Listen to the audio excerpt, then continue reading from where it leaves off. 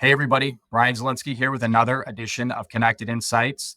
As most of you know, through the Shape Connect platform, we have tons of different software and service providers, um, folks with a lot of different expertise within their businesses. And obviously, we want to bring those best in class partners to you to support your business, but we also try to engage them to share their wisdom. So, one question that we keep getting over and over again is I'm thinking about selling my business. What do I have to consider? We hear that often after we have been working with a company. We've helped them align a growth strategy, put some partners in place, help them select software. And some of the motivation for them to do that is because they're thinking about selling their business in the 3, 5, 7-year horizon. So our go-to has been Craig Castelli from Caber Hill. So Craig runs a middle market M&A company. He's been at it now for 10 years. We used to work together a little bit. And we're excited to get his insights. So Craig, we appreciate your time today, and we'll jump right in. Thanks, Brian. I appreciate you having me on here today. And little secret, Brian and I both worked together in the medical field in a prior life many, many years ago, a couple of kids ago, a few gray hairs ago. That was a great start to the career, but ultimately I wanted to pursue something entrepreneurial for myself and saw an opportunity to build a business in this field, serving an untapped part of the market. Our focus at Caber Hill is working with founders and families who own companies who are pursuing an exit or some sort of significant liquidity event. And the companies we work with tend to be too small for the really large Wall Street investment banking names, but too big and too sophisticated for the local business broker. And we come in bringing a full team and a comprehensive suite of services to guide these companies through the transaction process. Yep. Yeah, and I know when you, obviously from our backgrounds too, I mean, we worked with a lot of kind of small mid-market medical practices, owners trying to make decisions around, what do my next 5 years look like? When I look to sell, how do I prepare my business for things like that? So you've talked about a gap for those type of companies, whether it's in healthcare, construction. What is the gap that the middle market faces? What don't they get in terms of due diligence and support compared to, corporate enterprise level companies? Yeah, it's a great question. So if your company is worth a couple $100 million on up, you will have teams of investment bankers, accountants, lawyers, consultants preparing every aspect of the business to be optimized for sale. Even just looking at the investment bankers who are the M&A advisors on the business side of the transaction, they will deploy teams of at least 4 to 6 people working hundreds of hours to ensure that the transaction goes smoothly. And below that size range, especially once you got below 100 million in enterprise value, it starts to become pretty murky in terms of who's out there offering support. You have a lot of local brokers following the traditional model of light advisory, light analysis, preparing some basic marketing materials, introducing a buyer and a seller, and showing up at a closing to collect a check. And a lot of companies, especially a lot of the companies that we work with, even at the $5 to $10 million enterprise value level, let alone once you get to the $30 to $50 million range, these are real companies. They have real data that needs to be sorted and analyzed and presented properly. They have real growth plans. They have real systems. And so they need a real team supporting the M&A process. And, we have figured out, or at least we figured out, a way to bring to bear the same type of resources that the much larger companies are accustomed to, but scaled appropriately to these smaller businesses. We can deploy teams of 3 to 4 people to every client and bringing together a mix of just hardcore finance and accounting analysts with industry experts for their specific industry, with experts at doing deals, regardless of the industry, bringing the transaction expertise and strategy to the table. We spend a lot of time working with the ownership and management teams, prepping them for what the process is likely to, entail.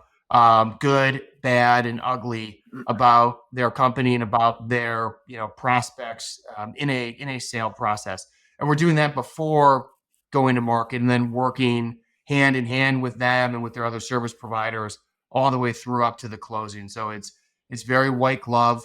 It's very high touch, and this doesn't work for the owner of a bar or restaurant selling for $1 million, the owner of a dry cleaner selling to somebody else who's getting an SBA loan.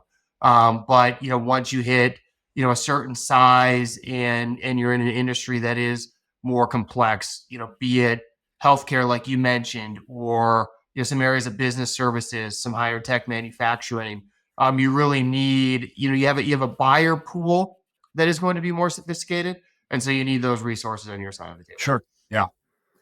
And I think one interesting statistic from your website, I think you said about 20% of businesses sell every year. I mean, or that's it. Of all the businesses listed, what is impact? What are the reasons that you often see that hold companies back from selling? Is it how they're preparing in the years prior? Is it just they don't have the right representation oftentimes in the process? What do those factors look like at a more granular level?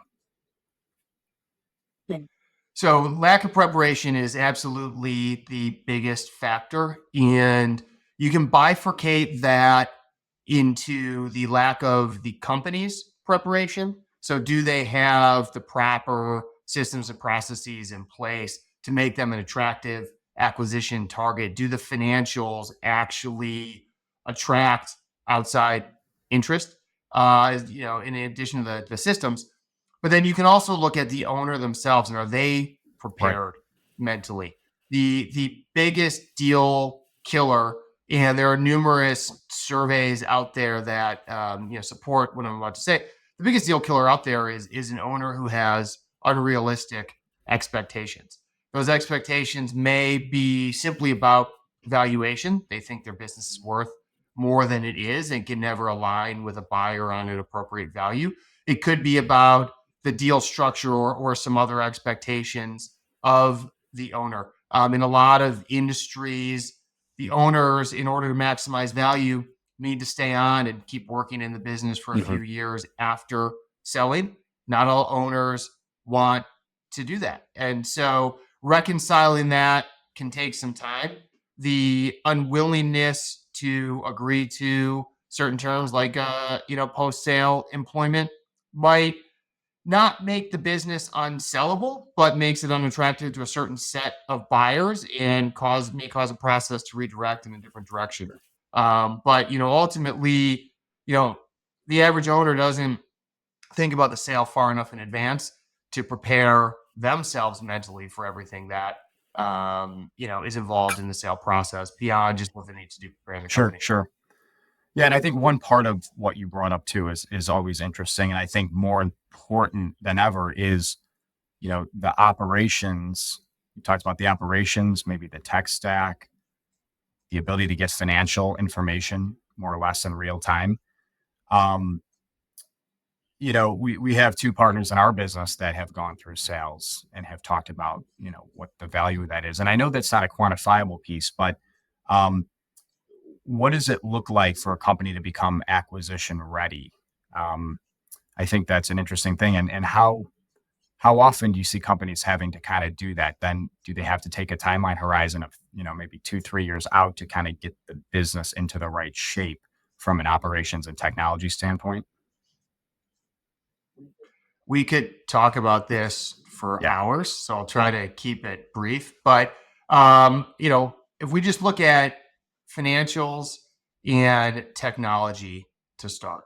So first off, financials need to be in order, meaning they should be clean. They should have a system that allows them to run financial reports in real time so that they can provide monthly reports. If they are a multi-office or multi-business line enterprise, they should be able to run financial reports at the office level or at the business line level. And everything should look the same. So the individuals, should roll up to a consolidated view, and we should be able to see the same accounting categories, at each office level. And we've worked with companies that have 10 offices and 10 unique instances of QuickBooks sitting locally at each organization, and rolling it up to a consolidated view is a huge grind. It's a very heavy lift. So having that all together, one system with that level of reporting is critical. Ideally, through that process, you convert from cash-based accounting to GAAP. If you're big enough that you're selling to a private equity firm or a larger company, especially a public company, they are going to convert your business to GAAP once they take over. If you've already done that, it not only makes their job easier, it makes the whole valuation process more streamlined, because they want to value your business on a GAAP basis. And they therefore have to go through the exercise of converting your financials kind of on a pre-value, before they do the valuation, if you haven't done that already. So that's going to make you appear more sophisticated. You're going to attract a broader base of buyers, and that's ultimately going to lead to more valuation, even if it's just because it makes the process itself more competitive. Sure. The same applies to your systems. A buyer needs to be able to view KPIs in a very clean and streamlined format across the overall enterprise. And then again, at the office level, the business unit level, the region level, depending on the type of business you have and how it's segmented. And so, this means a very well built out and organized CRM, as well as the various reporting dashboards, whether using a Power BI or some other, dashboard tool to actually extract that data and view the KPIs.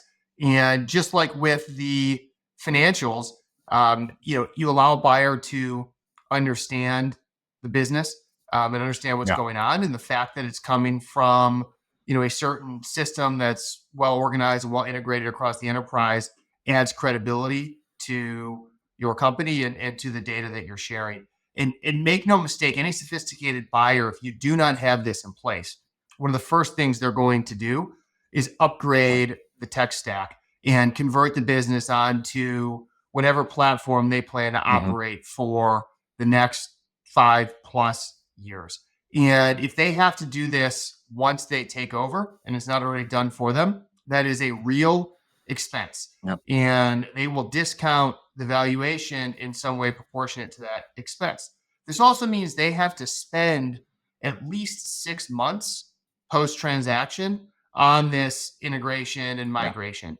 And that's 6 months or more that they can't focus on growing the business, because they're so focused on upgrading the business just so that it can be ready to grow. So when you deliver a company that A, doesn't require the buyer to make a big financial investment, and B, allows them to hit the ground running, operating and growing, they're willing to pay more for companies like that. So this absolutely gets reflected in the multiple. How much is really going to be situation dependent. So you can't quantify it writ large. We can certainly look at individual companies and begin to quantify that on a one-on-one basis. But I also assume that if you're a motivated seller and you have these things in place, your deal will just move faster as well. So absolutely. I mean, if the buyer can save time putting in these systems, it makes more of the transaction process goes faster. So there's some value, I think, in that part of it as well. Mark, our team. I'll just add, sorry to speak over you here, but if you have a growing business, oftentimes what we will advocate is selling based on the growth story, not just selling based on the historical financial performance, because growing businesses' financials each of the next several years should look better than they do today or they did over the past 12 months. And you would expect a premium for a business that is growing. But a buyer can only get comfortable underwriting that growth if they have very clear visibility into a pipeline and how that pipeline has been converted in the past. And so you need a system that is sophisticated enough to help you sell your own growth story because the data is so clear and Yeah, intelligent. no, I mean, the automation in the process, the efficiencies in your business, the term we use around Shape Connect, I mean, the reason we exist is so people build what we call a connected business. The tools, the partners that support that business, all those things are well aligned, um, so that the company can run efficiently and can deliver visibility. So, no, it's good to know. I mean, again, it's one of those things where, people kind of remodel the house sometimes before they sell it right at the end. My father was notorious for that. He didn't do much until that time, but we see that with business owners.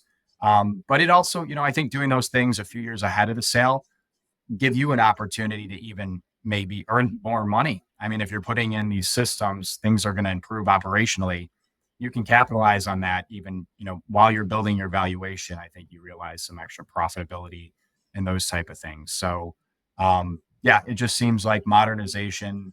We have AI, we have all this going on with data, more important than ever. What are you seeing in the way of trends? I mean, are there acquisitions? Are things in industries, more consolidation? I know you do work with private equity institutional investors at times. If what industry, if you're in it and you're on that horizon of selling, what might be the opportunities for different owners? It's been an interesting two Mhm. years where M&A activity on a global basis has been down compared to 2021 and 2022. So we saw some peak M&A in 18 and 19. 20 was a huge dip, like every Sure. industry dipped. 21 was a record breaking year. A big part of that was just making up for lost time in 2020, but 22 was also very strong. And then 23 and 24, we saw a pullback in activity, especially in kind of the true middle market up into the bulge bracket. So think couple hundred million enterprise value up to the billions in enterprise value. That part of the market really slowed down. A lot of that was fueled by the rise in interest rates, but there was also a big impact of inflation as well. Everybody was hit by wage Mhm. inflation, and then certain businesses also had cost of goods rising, and so the rise in interest rates, the inflation put major pressure on cash. A lot of private equity portfolio companies that were running up against covenants and had a hard time continuing to make acquisitions. You had some operating companies in those size ranges that all of a sudden saw an earnings dip because of this phenomenon and chose not to go to market. The lower middle market, small businesses were a little less susceptible to this simply because you can't put as much debt on those businesses. So the rise in interest rates and the lender behavior didn't hit that part of the market as hard. You also have a lot of strategic buyers for smaller companies, buyers that might have private equity Yeah. behind them that are putting roll-ups together that need to make acquisitions in order to keep growing. So even if that platform company itself would have a hard time, if it went to market, it may have financing lined up to make add-on acquisitions. So we saw, some of that engine, still humming along. But even so, there was a little bit of a divide in certain sectors, depending on how popular that sector might be overall. To answer your question directly, within healthcare, the med spa space has become white hot. It was an area that private equity became interested in a couple of years ago. We've seen a number of platform investments, huge appetite to make add-ons. So that area couldn't be hotter. Dental is a little bit Okay. bipolar these days, insofar as you have a lot of interest in dental, but you also have a lot of PE portfolio companies that need to exit and need to transact in order to really get the engines rolling there. Behavioral health is very hot, and I think will continue to be very hot, especially pediatric behavioral Okay. health, autism services, and other pediatric mental health services. You just have a huge mismatch between the supply of providers and the demand of Yeah. the population for those services. And I think private equity is all over that. Within business services, on the blue collar side, roofing is a super hot space right now that private equity loves. On the white collar side, IT services and Sure. staffing are two areas that are really blowing up. They're areas that are not necessarily new, whereas med spa and roofing are newer areas that PEs only become attracted to. In recent years, staffing and IT services are a little bit more tried and true, but there's still a pretty robust demand for those types of businesses. And I think the other thing we've seen just with what's happened in the market lately is the demand remains strong for an A plus company, almost regardless of the sector. But whereas a couple of years ago, you could take a B minus company to Mhm. market and achieve an A minus valuation for it, there's just no longer the market for Yeah. the B minus companies today, because things have just gotten a little tighter, and there's the uncertainty that we'll all face for at least a little while longer with a presidential election looming that causes certain people to behave a certain way, and the interest rates starting to come down, but only recently, and probably need another cut or two. There just isn't the same risk appetite to jump into a sector just because the sector is hot and fix a broken company. The buy side will still pay premiums for companies that don't need any fixing and just need more gas in the tank, but they expect the entrepreneurs to do the work to bring the business to a certain standard in order to transact these days. Sure. So in this type of environment, it's a little bit tighter. Um, like you said, the B minus companies, it's got to be. You might have to think about some things before going to sell. What What do you encourage? When you work with companies. I mean, what's the Caber Hill process? Maybe talk a little bit about your team. How can you kind of help companies understand where they stand, and then what the right time is for them? What guidance you provide to maybe ensure they're going to get the best situation, coming out of everything. Yeah, absolutely. That's a great question. So we work with all of our clients before they become Hmm. clients to help them understand the value, what a sale process likely looks like in terms of the buyer market sizing, the potential valuation, the potential deal structure. And before we engage to go to market, we want to have a very frank, eyes wide open conversation about the good, the bad, Hmm. and the ugly that they're, potentially going to experience. Because we believe it's a mutual selection process. We take on a very small number of clients every year. We provide a lot of attention to them. We therefore need to have a very high success rate in order to make our business Yeah. work. And we do that by working with good companies that have owners who are, realistic about the prospects and who are people that we will get along with and will be good to work with. And so, a part of that is just, analyzing the Hmm. financials and helping them understand the valuation range. And they then have to determine for themselves, does this valuation range work for me? We're big proponents of involving wealth advisors at this early stage of the process as well for two reasons. One, every owner is going to have an emotional reaction to the valuation that we tell them, but that may not be directly connected to their actual financial needs and the reality of the situation. So we could have an owner who believes that their business should be worth $100 million. We tell them the max they're going to get is 80. They're upset by that news. And then the wealth advisor could come in and tell them, hey, look, if you only get 50, you and your kids and your kids' kids are set for Hmm. generations, and you're just fine. And it contextualizes things there and helps them take the emotion out of it. We will then help them understand why they are worth 80 today and not 100? Is that a market factor, or is that a factor intrinsically related to their business? And what are the steps that they may need to take to increase the valuation? You know, they could, certain things could be easily addressed. You need to hire this C-suite position. You need to grow your EBITDA by 20%. You do those two things, year or two go by, you're going to increase that valuation. You'll be good to go.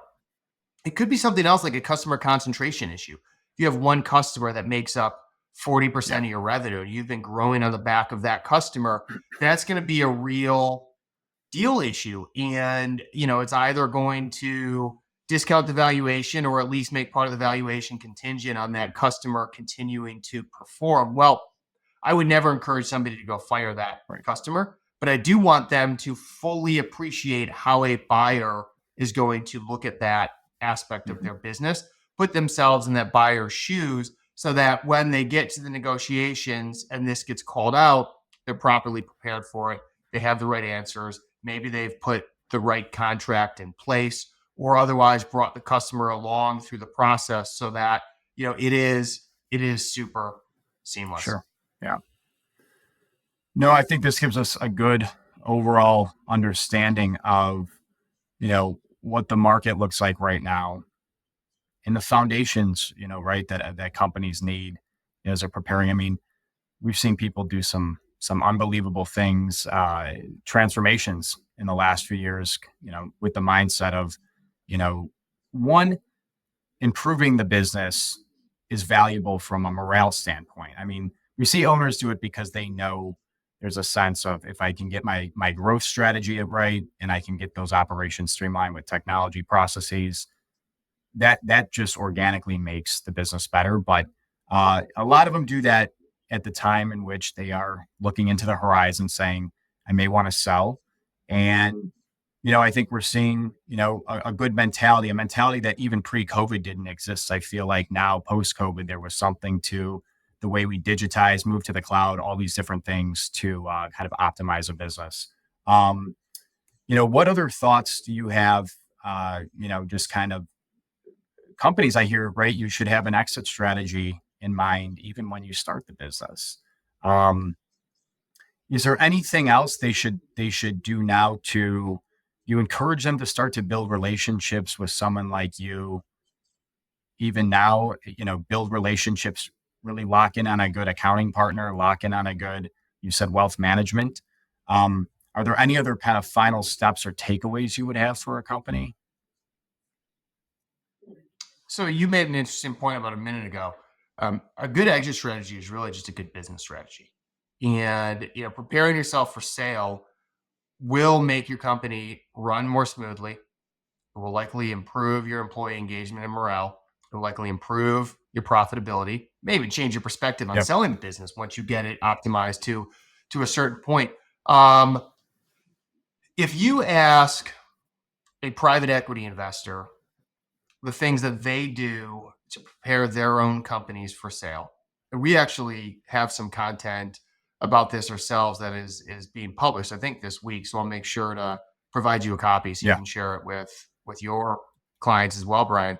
Um, One of the things that they'll tell you is that they always are willing to talk with the private equity firms that are larger than them, who are the likely buyers of their portfolio Okay. companies. They want the bigger PE firms to tell them what they're looking for in an acquisition target so that when they make investments, they can build the companies Sure. appropriately so that it's maximally attractive to that future buyer.